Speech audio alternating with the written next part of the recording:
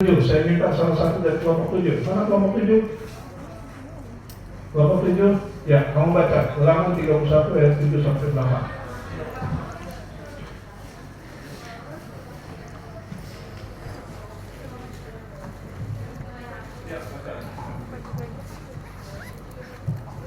Ulangan 31 ayat 7 sampai 8.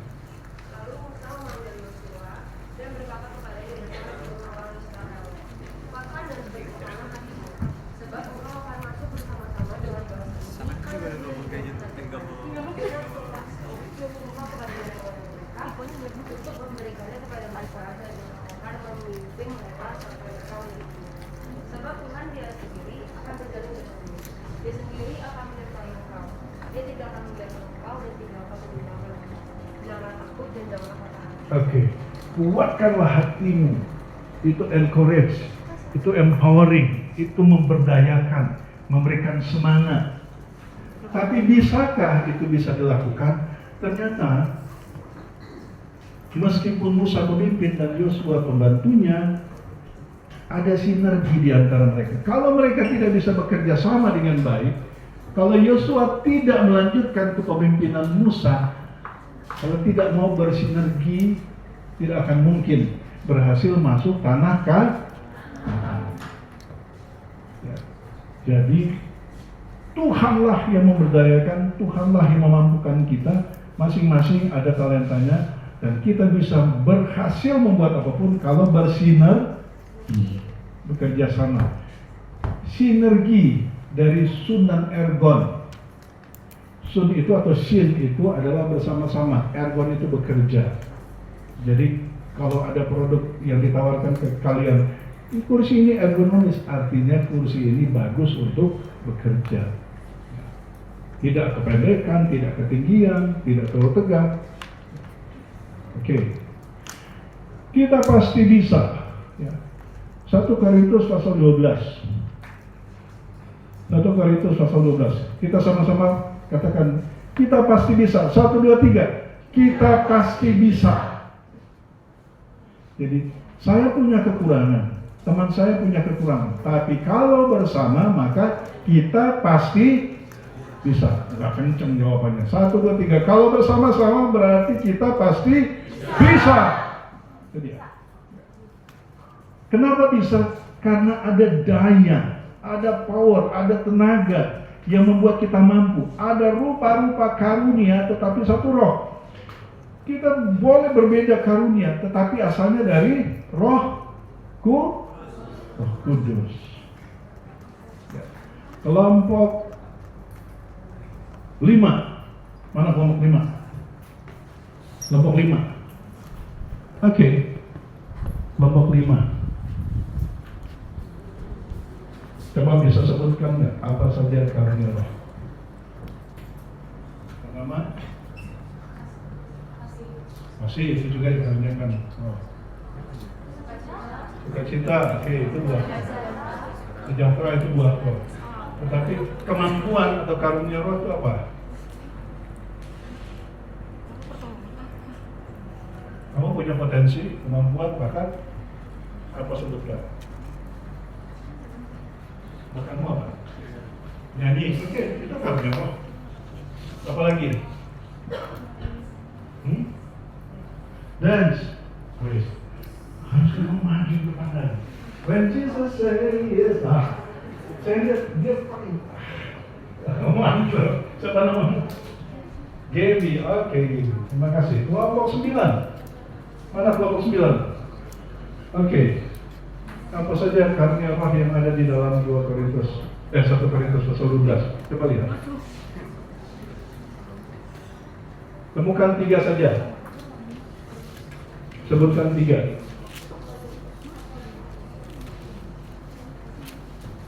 Kenapa?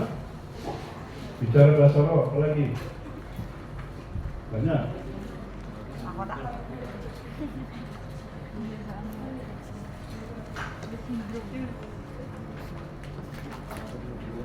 Apa?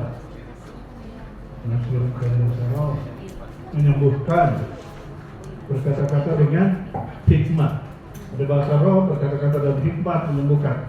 Daya itu ya, Ada rupa-rupa daya. Untuk apa? Untuk berkarya, untuk bekerja, untuk melakukan sesuatu. Ada rupa-rupa roh dan berbagai bagi perbuatan ajaib.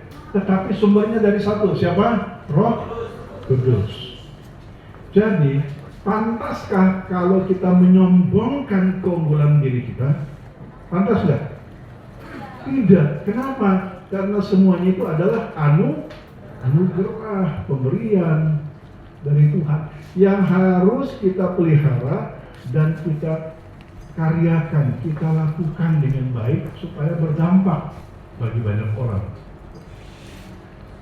Kemudian ayat 7, tetapi kepada tiap-tiap orang dikaruniakan penyataan roh untuk apa? Kepentingan bersama. Kita lihat 1 Korintus pasal 12 ayatnya yang ke-7. Kita sebut sama-sama ya. 1, 2, 3. Tetapi kepada tiap-tiap orang dikaruniakan penyataan roh untuk kepentingan bersama. Kepentingan bersama ini sambil bikin gerakan begini. Kepentingan bersama. 1, 2, 3. Kepentingan bersama. Lagi. 1, 2, 3. Kepentingan bersama. Semakin luas. Kepentingan bersama. Harumnya. Belum mandi ya? Oke. Jadi kita berdaya karena ada sumber dayanya, itu Roh Kudus memberikan pada kita kemampuan. Untuk apa? Untuk melakukan sesuatu. Dan kita pasti bisa jika kita bersama di dalam Tuhan. Lanjut.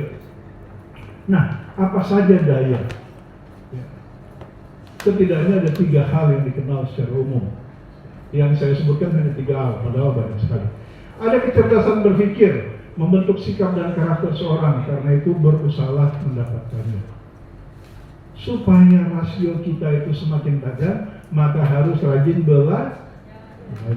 Tidak mungkin kalau kita punya pengetahuan yang banyak, mau punya pengetahuan yang banyak tapi tidak pernah belajar. Ada kecerdasan apa? Yang 3 ini. Kecerdasan spiritual. Karakteristik orang dengan kecerdasan spiritual adalah, ini menurut Dana dan Ian Marshall, merupakan kemampuan seorang untuk 1. Menyelesaikan masalah yang dalam banyak aspek, mulai dari masalah memilih sampai nilai perilaku. Jadi kalau dia cerdas secara spiritual, dia bisa menyelesaikan masalah. Orang yang cerdas secara intelektual belum tentu mampu mengatasi masalah. Contohnya apa? Yang dari tingkat 18, dengar beritanya, seorang mahasiswa yang lulusnya cum laude, tapi kemudian bunuh diri, lompat dari 18. Dia hebat secara rasional, tetapi secara mental bagaimana? Secara spiritual seperti apa? Jadi apa yang harus kita lakukan? Hari ini bersama-sama kita sedang mempersiapkan untuk langkah kita hidup ke depan. Kita mempunyai dasar kekuatan spiritual dalam iman. Kita mengaku bahwa Yesus Kristus adalah Tuhan dan Juru Selamat. Kecerdasan spiritual itu membuat kita mampu memposisikan perilaku dengan benar, merespons bukan reaktif. Kemudian mempunyai tingkat kesadaran yang tinggi, kemampuan menghadapi penderitaan, kemampuan menghadapi rasa takut dalam hidupnya. Jadi lagu tadi tuh kata-katanya, I have no fear, because I know who's in control, gitu ya. Jadi dia nggak takut karena dia tahu siapa yang mengontrol hidup ini. Tuhan, bukan masalahnya. Oke. Jadi kecerdasan intelektual, ya, kemampuan mengklasifikasikan pola, memodifikasi perilaku adaptif, mampu berpikir secara deduktif, mampu berpikir secara induktif, ya, dari hal yang banyak kemudian diambil satu kesimpulan, kemudian mampu mengembangkan dan menggunakan model konseptual, mampu memahami atau mengerti.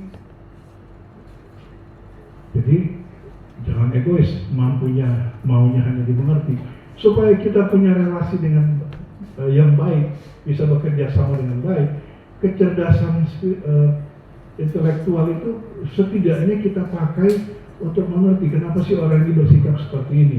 Pasti ada sebabnya. Dianalisa sebabnya, lalu kita bisa merespons dia dengan baik. Oke. Kecerdasan emosional.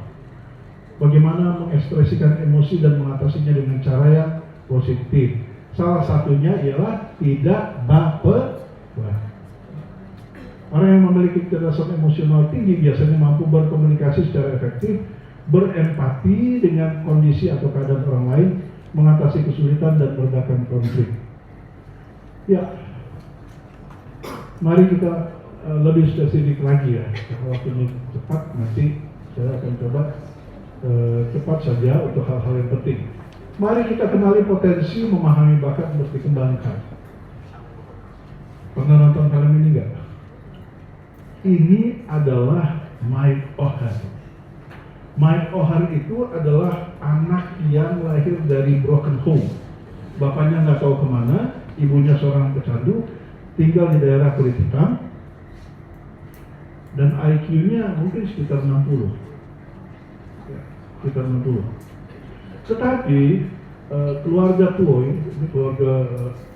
ini adalah orang yang kaya, dan hobinya adalah nonton American football, rugby.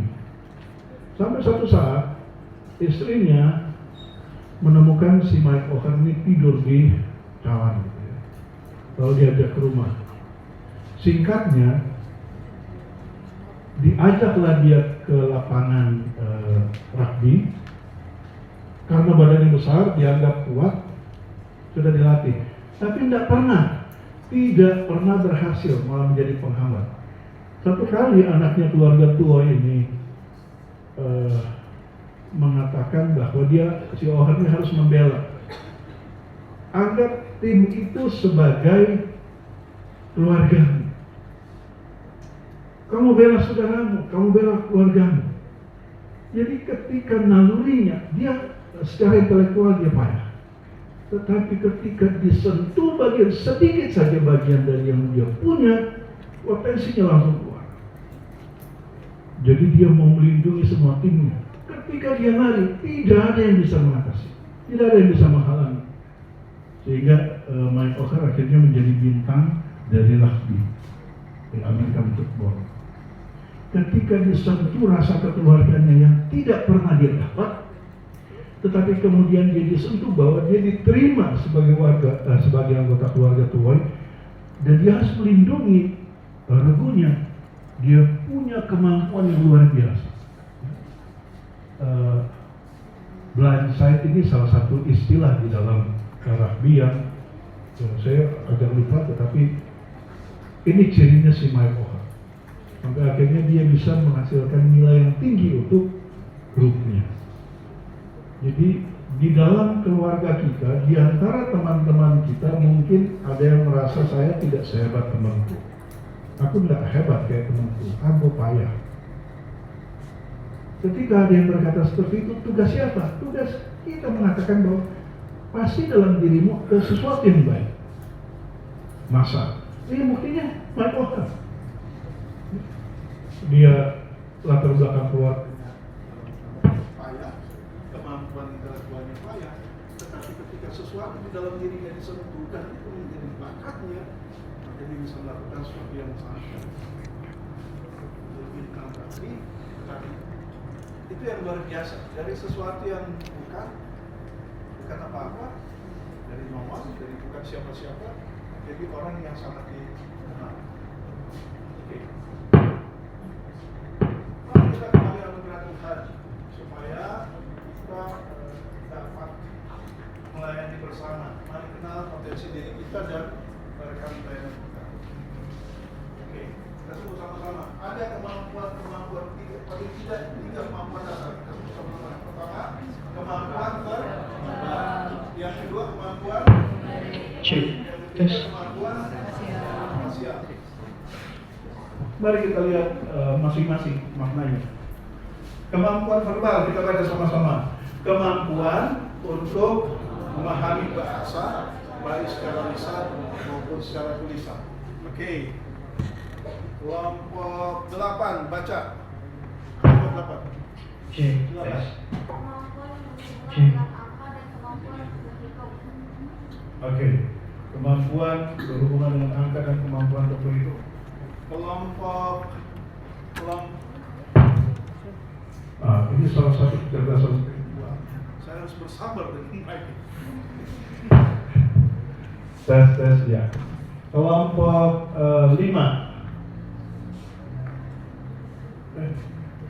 Baca kemampuan spasial. Kelompok 5 baca sama-sama. 1, 2, 3. Kemampuan untuk membayangkan suatu benda atau objek secara tepat. Oke.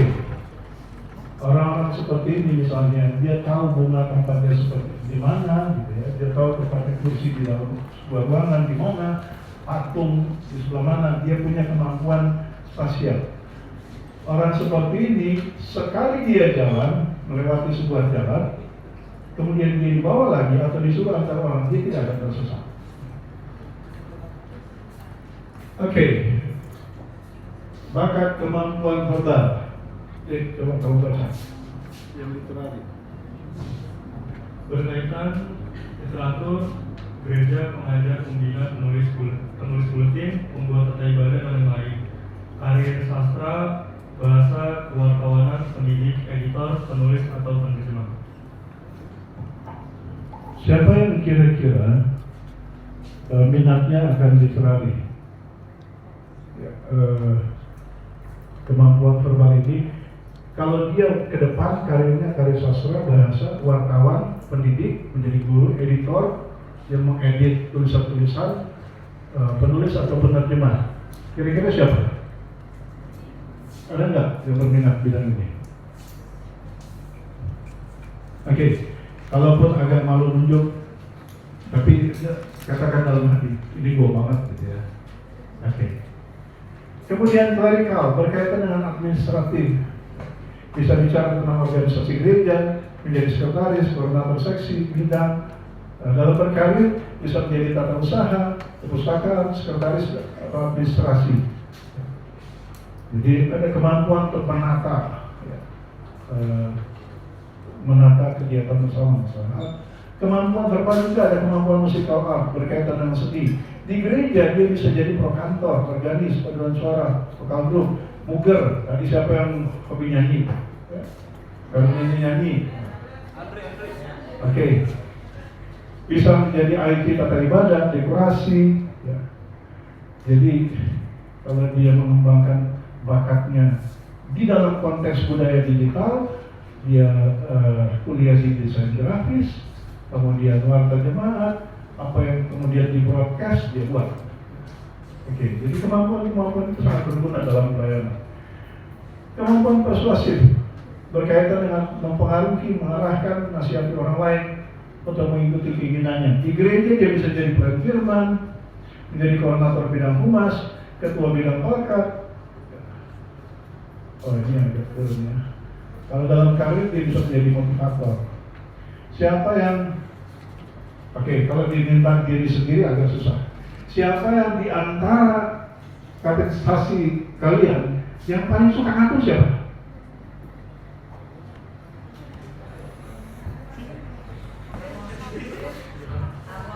Mau dia ketua kelas atau tidak? Yang pasti dia paling suka ngatur. Ada nggak? Ada ya? Oke. Nah, akhirnya kelihatan semua kan? Kelihatan ya? Kelihatan ciri-ciri kita ya? Kalau nunjuk orang paling jago kan? Kalau nunjuk diri sendiri susah. Oke. Ini dikenali ya kemampuan-kemampuan ini. Kemampuan numerikal. Ya. Secara mekanik. Kelompok 2 mana kelompok 2? Oke. Terus baca mekanikalnya.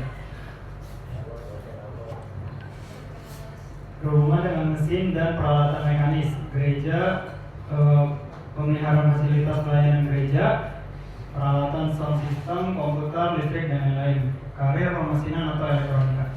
Oke, kasih belakangnya. Baca yang komputasional. Berhubungan dengan angka dan hitungan, gereja diperlukan untuk bidang-bidang pembangunan fisik maupun pengelolaan aset. dan administrasi keuangan gereja.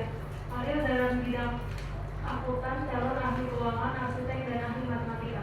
Oke, dijelas ya, karunia-karunia yang Tuhan berikan itu, kalau kita sadari sebenarnya, ketika kita kembangkan, kita bisa berkarir sesuai dengan talenta kita.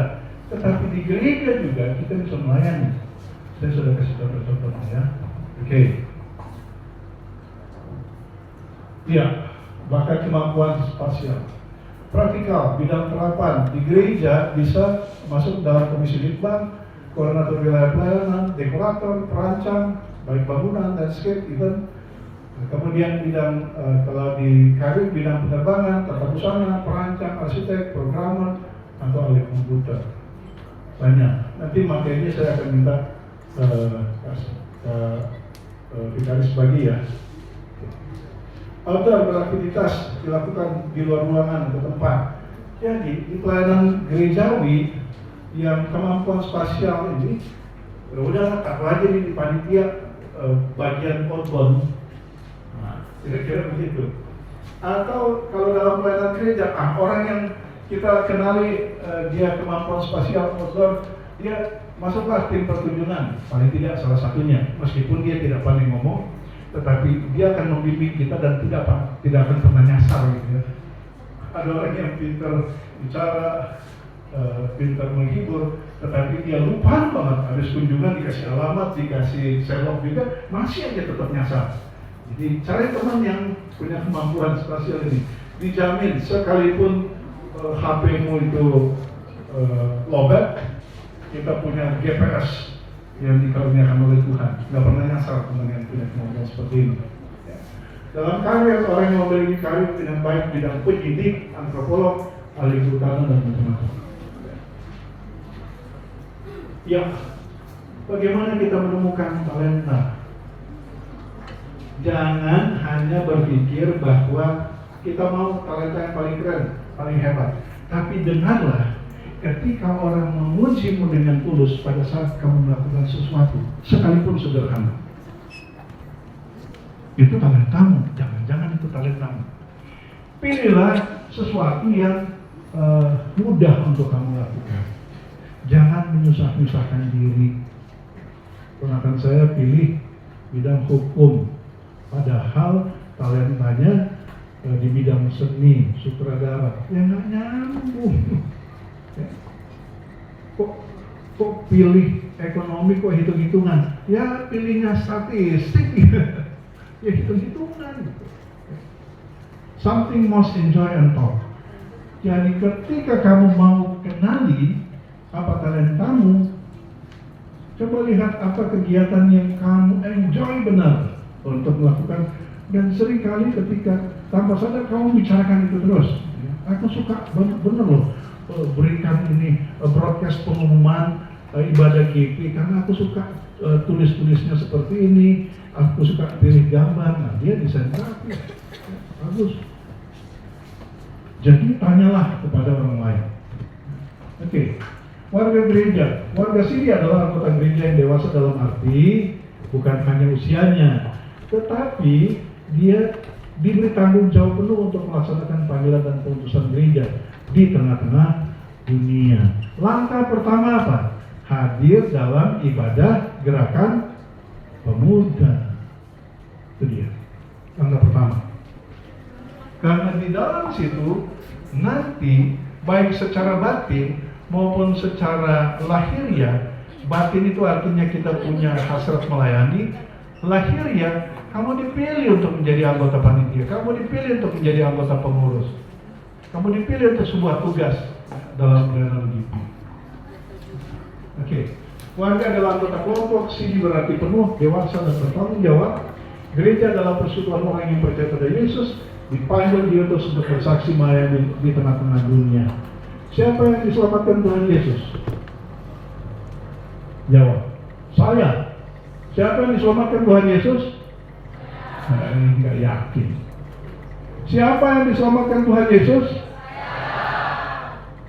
Apakah engkau mengasihi Tuhan Yesus?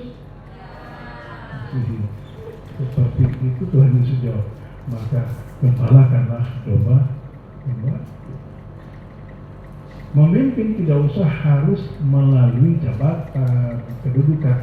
Memimpin dengan memberikan teladan, itu memimpin. Baik. Tema tahunan GPIB tahun 2020, 2023, 2024 adalah memberdayakan warga gereja secara intergenerasional. Intergenerasi di GPIB itu apa saja? Generasi yang ada di GPIB menurut kategori usia.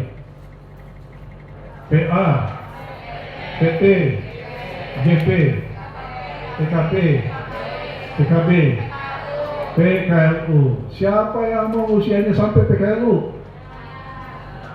Yang kamu jawab punya rencana lain kayaknya. Oh enggak. Semua mau sampai lanjut usia. Karena di wadah pelayanan kategorial itu kita dibina, diberikan tempat dan kesempatan untuk melayani. Ya. Oke. Nah berarti kalau kita mau berkegiatan dan melayani, tidak hanya bicara urusan gerakan pemuda, tetapi juga kita membutuhkan pertolongan dari pelkat-pelkat yang lain. Namun kita juga perlu menjadi penolong bagi pelkat yang lain. Oke. Merawat jejaring sosial dan ekologis. Apa maknanya jejaring sosial? Kita punya relasi dengan orang lain. Kalau Anda nanti masuk dalam gerakan pemuda, berarti pemuda gereja, kira-kira jejaring sosialnya kita berhubungan dengan siapa? Kelompok 7. Mana kelompok 7? Ini. Siapa kelompok 7? Ini. Oke. Kalau kita sebagai pemuda gereja merawat jejaring sosial, berarti kita punya relasi dengan siapa? Gerakan pemuda antar jemaat. Modal kalian sudah ada 6 jemaat. Apakah jejaring sosial hanya sesama gereja? Tidak. Siapa lagi? Gereja lain. Itu interdenominasi. Apakah hanya sesama orang Kristen? Tidak. Dengan siapa? Dengan beda agama. Contohnya Islam, Buddha, Konghucu, Hindu, Katolik. Kemudian diajak ke partai semua. Kita buka relasi. Ada pemuda-pemuda yang mungkin di antara gereja kita. Ini sudah jelas kalian akan berelasi. Kira-kira akan berkegiatan bersama dengan 6 jemaat. Masih ada, ada sekitar 7 jemaat lain. Rangkul mereka untuk berkegiatan, melayani bersama. Itu melalui jejaring sosial. Tapi juga ada pemuda-pemuda, entah dari Nahdlatul Ulama, entah dari apa lagi? Dengan siapa? Tadi apa jawabnya? Gitu, Ansor, oke.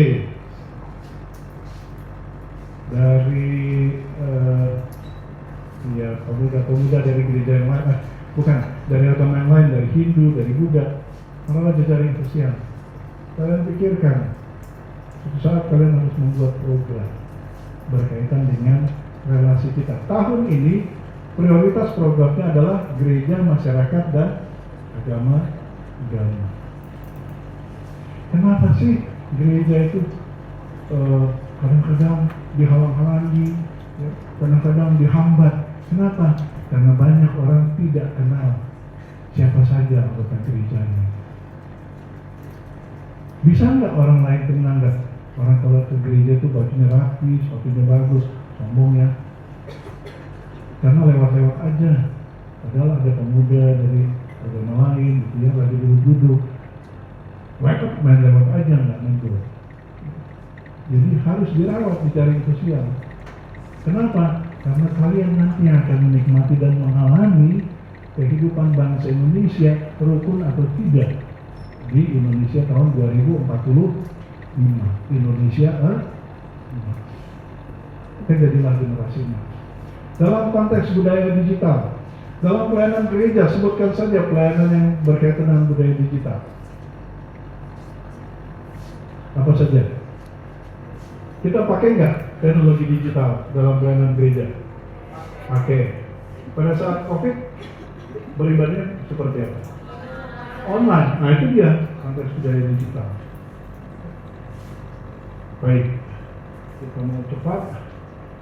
Tolong ke ini contoh dari kategorisasi. Saya pilihkan satu angkatan saja, yang podcast. Kalau nggak salah ini kategorisasi angkatan tahun 2020-2021.